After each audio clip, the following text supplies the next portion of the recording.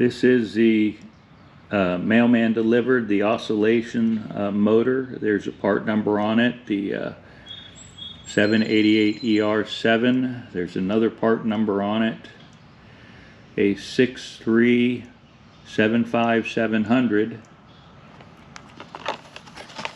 If we turn this over and take a look, there's another number on it, 6375700. OSC MTR for motor M, built 4 years ago, 8/12/22. So let's see what it looks like. I'm going to open the package and show it to you. It comes with a motor, a knob. This is the knob that spins. This is a D type of connection. So this sits on here like so. I'm going to put that on a little later. It has two attached wires. One has a connection to it. The other one has a terminal lug on it, and the other is white, and I'm going to have to modify that, but we're going to take a look at some of the dynamics. I'm going to start off with the resistance and see what the resistance actually looks like. It appears to be the same, and it has a tag that says January of 2023. Alright, what you're seeing here is the white wire on the negative lead and the red wire, or the green wire, on the positive lead of the meter, and what we're registering is 2.445 k ohms. So the other circuit is totally open, and of course it's not going to spin if the circuit is open, and it's kilo ohms. Here is the resistance. I'm going to cross the leads and I'll be right back.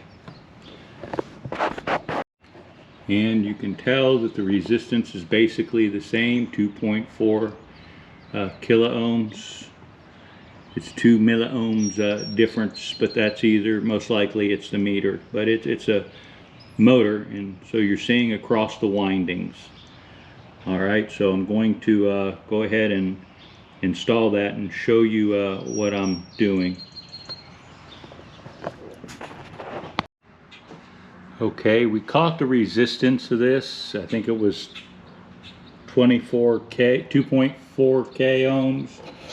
Here are the stripped wires. I'm going green to black, white to white, and I have heat shrink right here.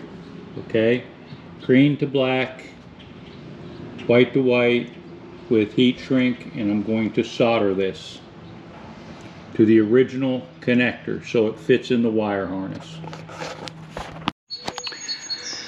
Well, I got a bad solder job done there and there. That one's a little more prettier than that one, but it's going to have to do. I'm going to put the heat shrink on it and then turn off the weller.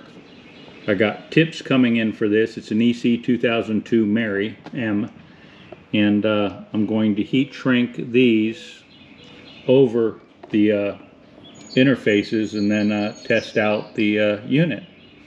Stand by, it'll be a flash. Alright, you can see we're plugged in. You can see the new motor. I have it connected, soldered, and heat shrinked. I'm going to install it, but before I do, I want to make sure that it works fine. So if we look here, this is a swing, and I'm going to turn it on.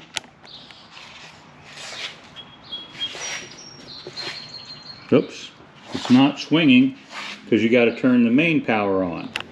Now the main power's on, and if you look, you'll see it spinning. You can hear it humming as well, and you can hear all the pretty birds out there. They're happy as can be, as I am. So I'm going to reinstall it and maybe do one more shot. you see before you is the motor right there. It's installed. I need to tighten it down. You rotate the fan till the motor catches. You have a D right there, and that arm sits and rotates. If you look at this right here, you can see that this spins around and causes the fan to go back and forth. So I rotated the fan till the motor sat down, and now I'm going to tighten it up all the way, route the wires up through here where my finger is, and plug in the connector and see how well it works. Okay, the motor is back in.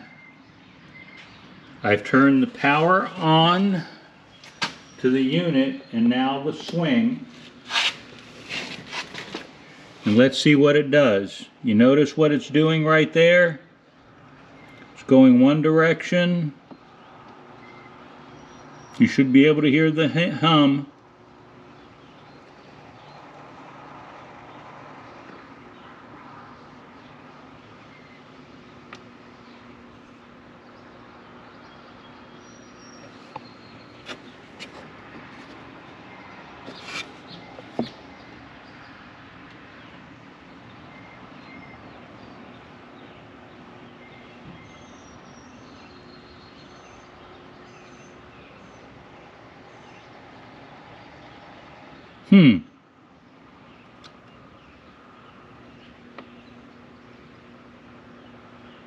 I see it spinning, but I'm not liking that, so let me take another look.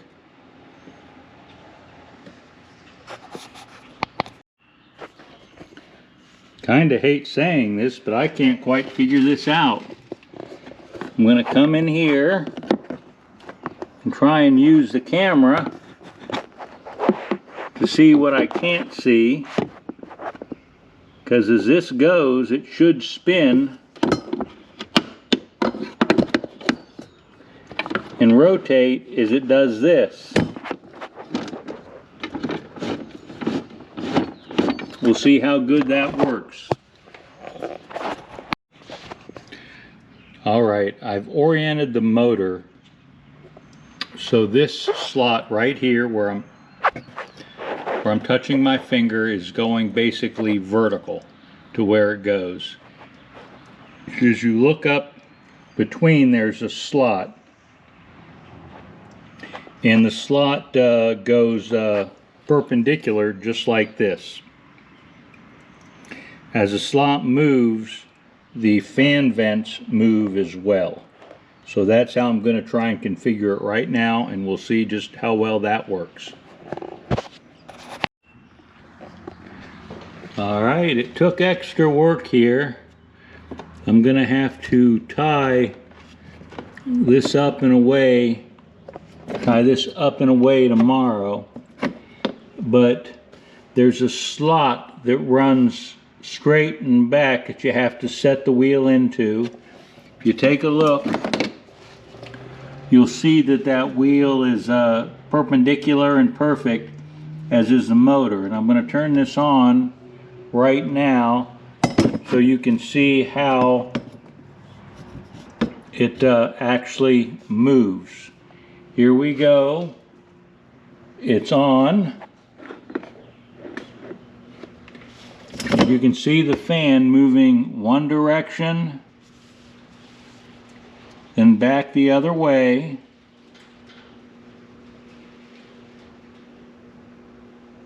then back again. Now if you stop and turn the motor on and off quickly before it does a cycle, the motor will spin the different direction, which really doesn't matter. Let me try and show that. Okay, we're here, and you see this, it's going back this way. Turn it off, back on real quick. Again. And then it goes the other direction. I hope you saw that, but it's nothing to worry about. It's an artifact of the memory in the motor. Not memory like computer, just the way that it works. So that's it. My neighbor's going to clean down there. And it looks like there's a sponge or something that picks up to stop water flowing. I will fix this up in the morning as I put it all back together again. But I hope you enjoyed it. And give me what is called the thumbs up thingy. Anyway, take care. Bye-bye.